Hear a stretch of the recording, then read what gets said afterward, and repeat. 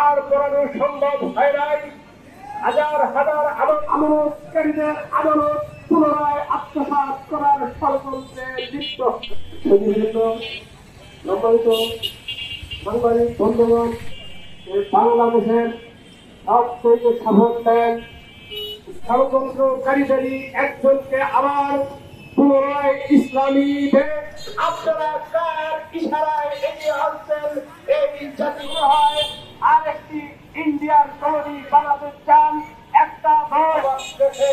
আমি আমার সর্বশেষ গতকালকে ছবির লাভ কে না না ছবি লাগবে না সাংঘাতিক সাংঘাতিক না অর্থনীতি হচ্ছে একটি সুবিধা হয়ে দাঁড়াতে পারে না। বাংলাদেশের অর্থনীতিতে এবং কেড়ে নিয়েছিল জনগণের রক্ত পানি করার টাকা দিবেন না। চাষিবাদের জায়গা যেভাবে বাংলাদেশে হয়নি। আসসালাতু ওয়াসসালামু আলা রাসূলিল্লাহ। বিএনপি কর্তৃক আয়োজিত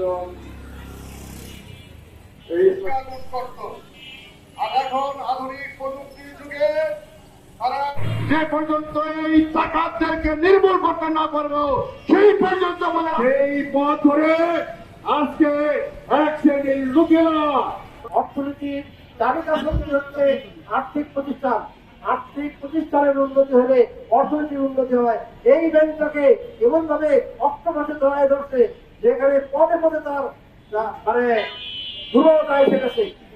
স্টক এক্সচেঞ্জে তাকে জেড ক্যাটাগরিতে রাখা হচ্ছে, যেখানে এ ক্যাটাগরি থাকার কথা সেখানে জেড ক্যাটাগরিতে ব্যাংকে রাখা হয়েছে। আর যে সমস্ত কর্মকর্তা কর্মচারী এছাড়া গ্রুপের হাজার হাজার কর্মকর্তা কর্মচারী এক কোটিও গুজরেরই 10,000। অতএব এই সমস্ত অর্থনৈতিক মেরুদণ্ড ভেঙে পড়েছে।